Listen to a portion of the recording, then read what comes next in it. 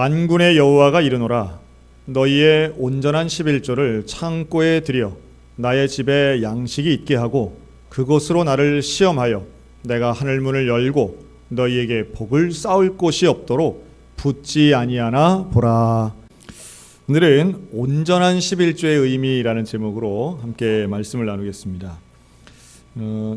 헌금 설교는 모든 설교자들에게 부담이 되고 또 때로는 하기 쉽지 않은 제목이기도 합니다. 그래서 어떤 분들은 과거에는 헌금 설교를 자주 또 많이 하시는 목사님들이 있었지만 최근 들어서는 나는 헌금 설교는 안 합니다 라는 설교자들이 오히려 많아지는 추세입니다. 젊은 설교자일수록 더 그렇고요. 또한 이 헌금의 부담을 주지 않으려고 하는 것은 현대 교회들의 공통된 특징이기도 하지요. 또 헌금 설교를 안 하면 좀 세련돼 보이는 것 같은 느낌이 들 때도 있습니다. 그런데 하여튼 설교자인 저로서는 그럼에도 불구하고, 물론 저도 헌금 설교를 자주 하는 편은 아니죠. 그러나 헌금에 대한 가르침은 성경이 일관되게 하고 있으며 특별히 돈이 얼마나 중요한가를 날마다 깨닫고 있는 우리 입장에서는 이 돈에 대한 이야기, 헌금에 대한 이야기를 안 할 수는 없고 성경적 원리에 맞춰서 우리가 가지고 있는 오해는 줄이고 온전한 이해를 통해 헌신으로 나아갔으면 좋겠다 하는 바람이 있습니다. 그런 의미에서 오늘은 그런 헌금들 중에도 가장 논란이 되고 있는, 또 때로는 사람들이 부담되어 이야기하는 11조에 대한 말씀을 오늘 드리려고 합니다. 최근에 이제 어떤 분들은 유튜브나 이런 데를 보고 11조는 안 해야 되는 거다 이런 주장을 펴시는 분들이 있습니다. 그 11조에 대한 부당론, 또 11조 부정하시는 분들이 대개 펼치는 논리 중에 하나가 이거죠. 왜 그토록 많은 구약의 율법 중에 유독 11조만 지키냐?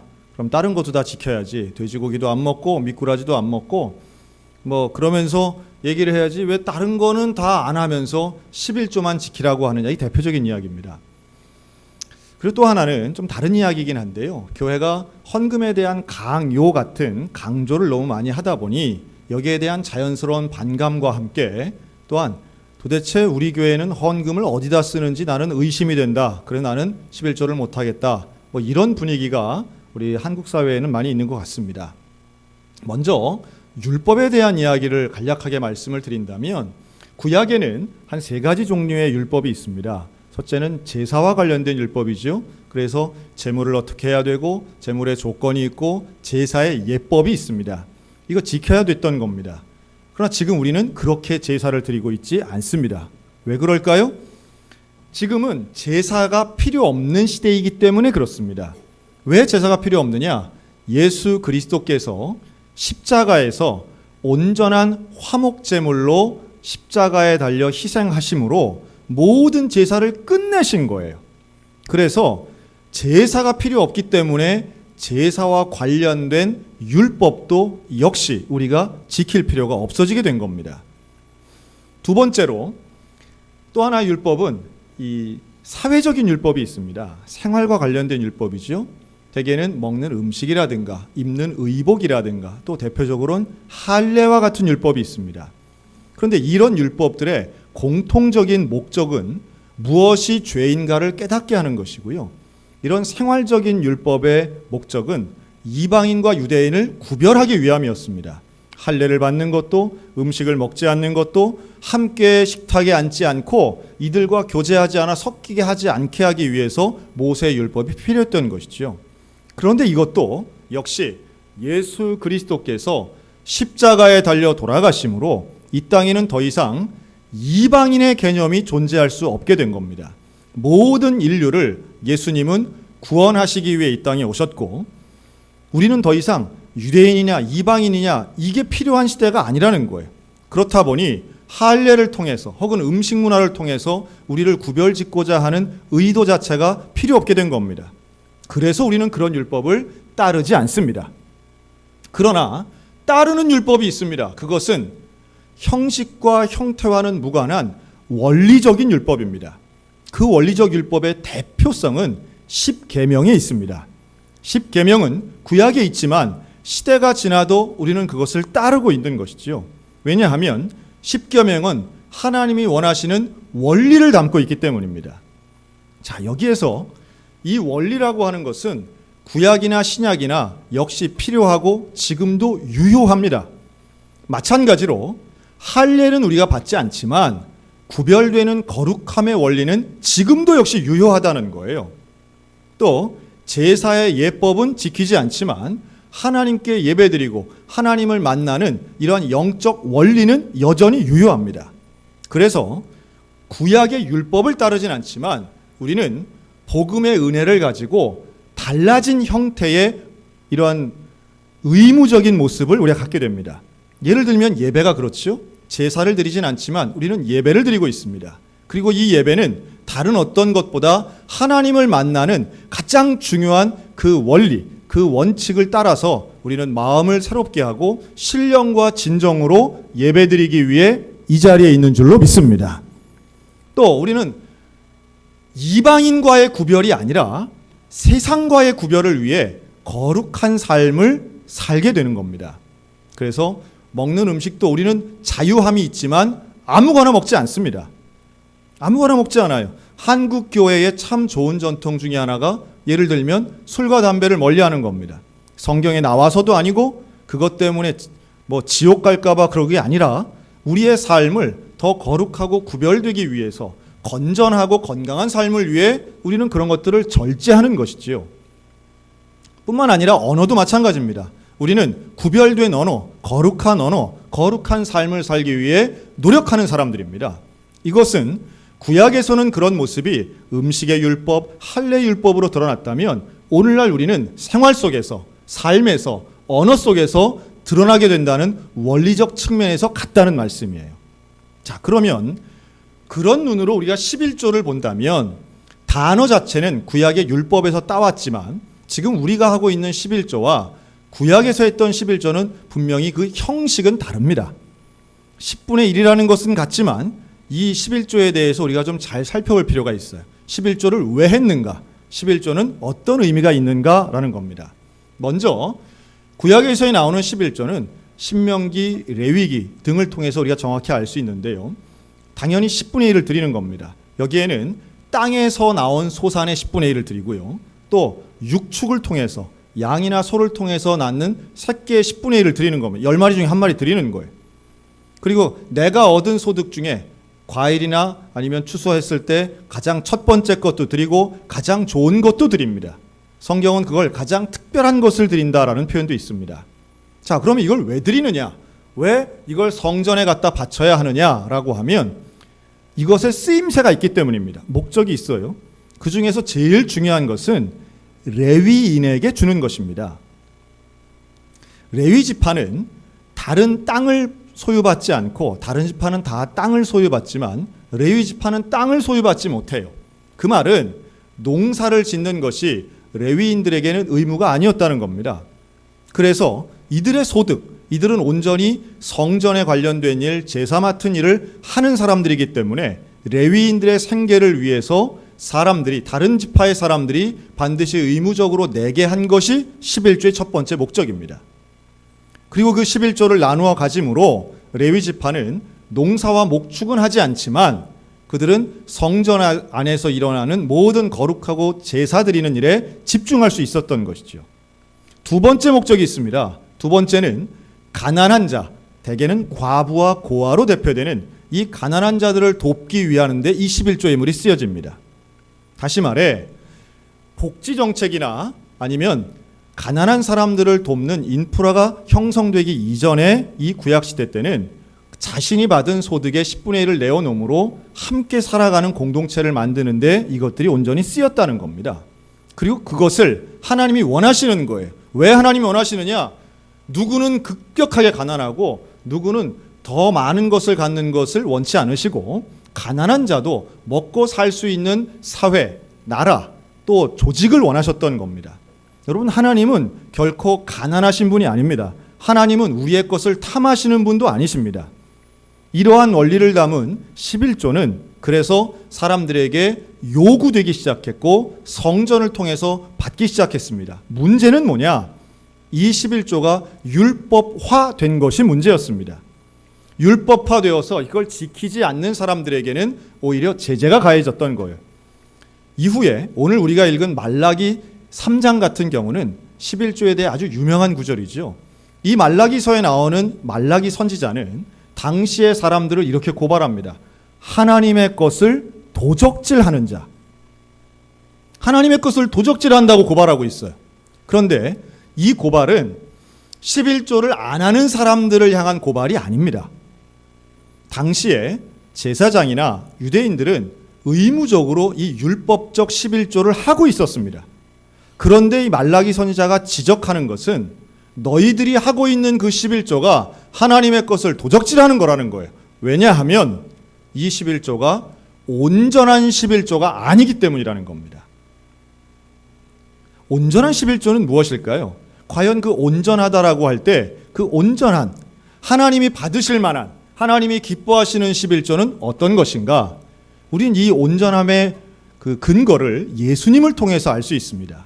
예수님이 바리새인들에게 이렇게 꾸짖으시는 장면이 나와요. 예수님이 너희들이 화 있을진저 외식하는 서기관 바리새인들이요 너희가 박하, 회향, 근체에 11조를 드리되 율법에 더 중한 바 의, 인, 신은 버렸도다. 그러나 이것도 행하고 저것도 버리지 말아야 할지니라. 예수님은 11조를 부정하시지 않았습니다. 예수님은 11조를 드리는 것을 당연하다 생각하셨고 예수님도 11조를 하셨습니다. 그런데요, 여기서 예수님이 더 중요하게 여기신 게 있습니다. 11조를 드리는 너희가 하나님의 공의, 하나님의 인의, 하나님의 올바른 믿음 이것을 충심으로 지킬 때에 그게 온전한 11조가 되는 것이지 너희가 형식은 11조를 드리는 것처럼 하면서도 너희의 마음도 그 온전하지 못한 것을 드릴 때 하나님 그걸 기뻐하시지 않는다는 거예요. 오히려 여기서 한 발짝 더 나아가서 예수님이 칭찬하신 헌금은 따로 있습니다. 예수님은 가난한 과부가 자신의 생활비 전체를 드린 그 두 렙돈을 칭찬하시지요.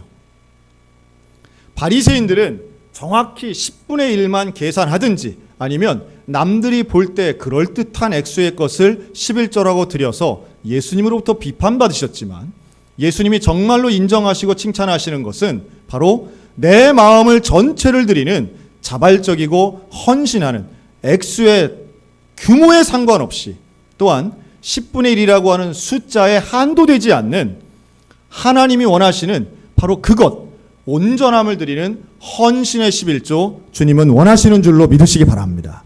오늘 주님이 칭찬하시는 거예요. 저는 그래서 오늘날 우리에게 있어서의 11조의 의미는 무엇일까? 이렇게 한번 정리를 해봤습니다. 그럼 따라 하실까요? 11조는 율법이 아니라 고백입니다.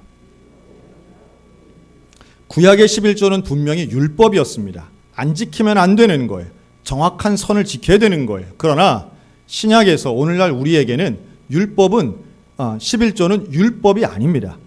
율법이 아니라 고백이 돼야 되는 거예요. 그 고백은 하나님을 향한 고백이고 예수 그리스도를 향한 고백입니다. 그리고 그 고백은 제일 근본되는 거죠. 우리에게 있어 소유, 돈에 대한 개념 자체에 대한 참 중요한 생각인데요. 한번 따라 하실까요? 모든 것은 하나님으로부터 옵니다. 여러분, 내가 번 것, 이거 하나님으로부터 오고 하나님이 내게 주셨다는 것을 믿으시기 바랍니다. 이걸 고백하는 거예요. 내가 예를 들면 한 달 수입이 뭐 10,000원이다. 10,000원이다 하면 안 와도 되니까 100만 원이다 하면 여러분 그 100만 원은 하나님으로부터 온 것입니다. 원래 다 하나님의 것입니다. 자본주의의 위험성은 뭐냐 하면 내가 땀 흘려 일하고 내가 노력해서 번 것은 다 내 것이라고 생각합니다. 이게 왜 위험하냐? 내 것이라고 생각하기 때문에 내 마음대로 결정할 수 있다고 또한 생각합니다. 내 마음대로 결정하기 때문에 그것은 나를 위해서 많이 쓰든지 내 생각에 옳다고 하는 곳에 쓰여지게 됩니다. 하나님은 그걸 그렇게 좋아하지 않으세요.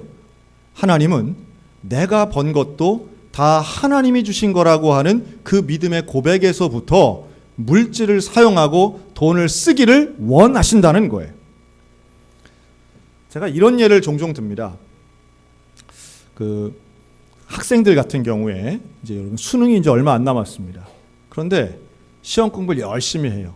그리고 열심히 공부해서 시험 성적을 잘 받았어요. 여러분, 이것은 전적으로 내가 한 것입니까? 아니면 전적으로 하나님의 은혜입니까? 이 부분에서 우리가 잘 생각하셔야 되는 것은 돈을 버는 일이나 시험에 합격하는 일이나 어떤 일을 성취하는 일이나 공통점이 있습니다. 내가 노력하는 건 분명히 중요한데 내가 노력하여 결과에 이르기까지 그 과정 속에 어떤 변수도 없을 때 이른다는 거예요. 예를 들면 시험 보러 가다가 교통사고 나면 내가 노력한 걸 발휘할 수 있겠습니까? 시험 보는 그 당일날 내가 복통 설사가 일어나고 고열이 일어난다면 과연 내가 시험 보는 그것을 잘 발휘할 수 있겠냐는 거예요. 시험 보러 갔는데 정말 재수없게도 내 옆자리에 이상한 사람이 앉아가지고 계속 내 신경을 쓰게 만든다면 과연 시험 잘 볼 수 있겠냐는 거예요. 사업도 마찬가지고 생활도 마찬가지입니다. 우리는 그 어떤 변수가 없는 건 잘 생각하지 않아요. 그저 내가 노력한 것만 집중해 생각하니까 다 내가 한 걸로 생각해요. 이 말라기 3장에 나오는 참 우리가 좋아하는 표현이죠. 쌓을 곳이 없도록 내가 복을 주겠다. 시험하여 보라. 이렇게 말씀하잖아요. 그러니까 우리는 11조 하면 어마어마한 부자 되나 보다. 돈을 쌓을 데가 없도록 주나 보다. 그런데요, 어떤 복을 주시는가가 바로 그 다음에 나와요. 복을 어떤 복을 주시는가? 쌓을 곳이 없도록 주시는 복이 뭔가? 잘 보면요, 이거예요. 메뚜기가 너희 곡식을 먹는 것을 금하고, 그래서 메뚜기가 너희 토지소산을 먹지 못하는 거예요. 또 포도나무 열매, 포도가 너무 일찍 열려가지고 다 떨어지는 것, 그거 일어나지 않도록 해주겠다는 거예요. 무슨 심은 것을 100배 결실로 주겠다가 아니고 메뚜기 때 오는 걸 막아주겠다는 거예요. 놀라운 말씀입니다. 하나님이 우리에게 주시는 물질의 복이라고 하는 건 예수를 잘 믿고 11조를 드리면 우리 모두가 재벌된다는 뜻이 결코 아닙니다. 노력한 그만큼 거둘 수 있도록, 부정적인 변수가 일어나지 않도록, 자연의 순리 그대로 일어날 수 있도록 하나님이 지켜보호해 주신다는 거예요. 오늘 우리가 11조를 드린다는 의미는 벼락부자가 되는 것이 아닙니다.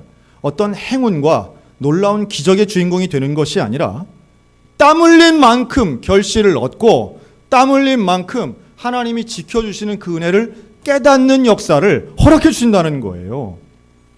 오늘날 우리에게 얼마나 필요한 은혜인지 몰라요. 여러분, 11조를 드리는 이 고백의 사람에게는 이미 하나님보다 돈이 위에 있지 않습니다. 11조를 드리는 거룩한 습관이 왜 중요하냐? 돈의 노예가 아니라 돈을 다스리는 사람 될 줄로 믿습니다. 여러분, 돈에 끌려가지 않으셨으면 좋겠어요. 하나님 위에 돈이 없다, 하나님 위에 돈이 있도록 만들지 않겠다, 우리는 다 그렇게 생각하지만 우리의 일상의 생활을 보면 알아요. 그 사람이 돈을 어떻게 버는지, 어디에 쓰는지 보면 그 사람의 가치관은 고스란히 드러납니다. 말은 아무리 하나님 중심, 말은 아무리 거룩함을 이야기한다 할지라도 돈을 어떻게 벌고 어디다 쓰는지를 보면 그게 그 사람의 신앙이고 그게 그 사람의 가치관입니다. 그런 면에서 11조는 바로 내게 주어진, 내게 있는 모든 재물, 내게 있는 모든 역량, 이거 하나님의 것입니다 라고 선포하는 행위임과 동시에 나머지 10분의 9도 내 마음대로 쓰지 않고 하나님이 원하시는 곳에 쓰겠습니다 라고 하는 세상을 향한 선포가 된다는 말씀이에요. 여러분, 11조가 거룩한 습관이 되셔서 내 돈이라고 내 마음대로 쓰지 않고 하나님이 원하시는 온전하고 거룩한 곳에 제대로 소비하고 지출하는 믿음의 성도들 다 되시기를 주님의 이름으로 축원합니다. 그래서 이러한 11조의 사용처가 또 중요한 거예요. 그래서 온전한이라는 표현에는 어떻게 돈을 버느냐와 어떻게 돈을 쓰느냐가 들어있는 겁니다. 그 11조는 드리는 행위 한 장면에만 머무는 게 아닌 거예요. 어떻게 돈을 버느냐도 중요합니다. 여러분 정직하게 돈을 버셔야 됩니다. 남을 피해주고 거짓되게 하고 속이고 그래서 번 돈으로 착취하고 갈취해서 번 돈을 가지고 아무리 큰 액수로 할지라도 그거 하나님께 드린다고 해서 하나님이 기뻐하시지 않는다는 거예요. 하나님은 사람은 모르지요. 교회는 잘 모릅니다. 여러분들이 어떤 과정을 통해서 그 헌금을 마련했는지 교회는 잘 몰라요. 그러나 하나님은 아신다는 거예요. 하나님은 액수가 아닌 거기에 담겨져 있는 과정을 보시는 분이라는 사실을 기억하셨으면 좋겠습니다. 그리고 그 11조는 그렇기 때문에 율법이 아니기 때문에 구원의 조건도 아닙니다. 11조를 하면 천국 가고 11조를 안 하면 지옥 가느냐? 그렇지 않습니다. 11조는 구원의 조건은 될 수 없습니다. 다만 11조는 은혜의 표현이 됩니다. 은혜 받은 자의 표현이라는 거예요. 최초의 11조는 율법 이전에 나옵니다. 창세기에 보면 아브라함이 처음으로 11조를 합니다. 그가 전쟁에 나가서 원래 빼앗겼던 걸 다시 회복해 찾아오다가 멜기세덱이라고 하는 제사장에게 11조를 드립니다. 상당히 중요한 의미가 있어요. 율법 이전에 이미 11조가 존재했다는 겁니다. 내가 받은 것, 이것의 10분의 1을 감사해서 드립니다. 그리고 그 감사함은 자발적인 것이었습니다. 율법적이 아닌 은혜로 드리는 것이라는 거예요. 여러분, 모든 헌금의 원칙입니다. 우리 마음 가운데 억지로 드리지 않는 거예요. 인색하게 드리지 않는 거예요. 하나님은 즐겨내는 자를 사랑하시느니라. 할렐루야. 헌금의 가장 기본적인 대원칙입니다. 즐겨내는 거예요. 기쁨으로 내는 거예요. 그런데요, 참 놀라운 것은 헌금을 드려보면, 그렇게 나의 것을 온전하게 드려보면 손해보든가요? 아니면 감사와 기쁨이 생기든가요? 자, 우리 옆 사람 보고 헌금의 기쁨을 누립시다. 헌금의 기쁨을 누립시다. 여러분, 이 헌금의 기쁨이 있습니다. 헌금은요, 손해보는 게 결코 아니기 때문이기도 하고, 하나님께 온전히 드려서 하나님이 받으시는 것, 그것만 봐도 너무너무 기쁜 게 되는 겁니다. 여러분, 이 헌금을 통한 감격이 있어요. 이거는 드린 사람만 누리는 것이고 우리 신자들에게만 주어진 일종의 특권 같은 것이다, 이렇게 저는 믿습니다. 그런 사람이 있죠. 오히려 11조 율법에 갇히지 않는 거예요. 하나님의 은혜 받으면 그냥 다 내놓는 거예요. 대표적인 사람은 삭개오가 있습니다. 예수님을 만나고 그가 그렇게 말하죠. 남의 것 빼앗은 게 있으면 내가 7배로 갚고 내 재산의 절반을 가난한 사람을 위해 쓰겠습니다. 누구도 그걸 강요하지 않았어요. 그런데 삭개오는 은혜 받았더니 그걸 내는 거예요. 오늘 우리들에게 그러한 은혜와 기쁨과 자원함으로 우리 하나님이 기뻐하실 만한 온전한 헌금, 온전한 11조를 드리는 우리 복된 교회가 되었으면 좋겠습니다. 그런데 여기서 또 하나의 불편한 진실이 있어요. 11조에 대해 부정적인 생각을 갖는 마지막 원인은 교회에 대한 불신입니다. 이것은 내가 드린 헌금이 과연 그렇게 성서적인 의미답게 쓰여지고 있는가라고 하는 점에 대한 불신인 거예요. 그리고 실제로 많은 교회들이 헌금에 있어서 많은 부분들을 이웃을 위하거나 혹은 선교를 위해 사용되지 못하고 다른 곳에, 우리가 이해할 수 없는 곳에 쓰는 교회들도 있는 게 사실입니다. 그 대표적인 것은 제가 이제 다른 교회 얘기는 뭐 안 하려고 하는데요. 우리 교회는 그렇지 않기 때문에 또 말할 수 있느냐, 이렇게 비판할 수 있기 때문에. 그러나 지금 한국 교회가 많이 어려움을 당하고 있는 것 중에 하나는 헌금의 많은 부분을 빚 갚는 데 쓰거나 건축하는 데 쓰면서 이러한 여러 가지 부정적 문제들이 일어나는 걸 보게 됩니다. 건축도 필요하겠지요. 그리고 그런 과정에 빚도 생길 수도 있다고 봅니다. 그러나 그 빚을 질 때에 과도한 빚이라는 게 있어요. 그건 개인이나 가정이나 교회나 국가나 마찬가지입니다. 빚을 질 수 있습니다. 그러나 그것이 얼마만큼의 빚을 지느냐라는 것은 차원이 다른 이야기죠. 제가 소양교회 와가지고 이제 4년 되는데요. 소양교회 와서 제가 와서 빚을 딱 한 번 냈습니다. 우리 교회가. 언제 빚을 냈냐 하면 그 방송 선교를 위해서 빚을 냈습니다. 우리 교회가 빚내가지고 그 우리 방송국 CBS 선교를 위해서 빚을 내서 지금 그 빚이 있습니다. 지금 우리 교회가. 저는 오히려 많은 분들이 어떻게 그럴 수가 있느냐, 지역에 있는 목사님들이 저를 보고 그래요. 근데 뭐 그럴 수 있지 않겠습니까? 우리 교회가 감당할 수 있는 빚이라면 저희 교회가 2년 전에 1억 원을 대출을 내서 CBS에 헌금을 했습니다. 그리고 지금 그 빚을 갚아나가고 있는 중입니다. 우리 교회 뭐 여러분들이 보실 때는 소양교회가 되게 큰 부자처럼 보일 수도 있겠으나 빚이 있습니다. 네. 그러나 그 빚은 그렇게 많지 않습니다. 우리 교회 1년 경상비의 30%가 되지 않습니다. 물론 그 외에 또 다른 빚이 있어요. 그런데 그 모든 빚은 지금 1년에 20% 이상씩 갚아나가고 있습니다. 아마도 뭐 여러분 빚을 위해서 우리 부채 갚자고 혹은 건축 헌금하자 특별 헌금 하신 기억이 없을 거예요. 이런 것은 참 감사하면서도 우리 교회가 하나님의 일을 하기 위해서 역량을 집중한다고 보고요.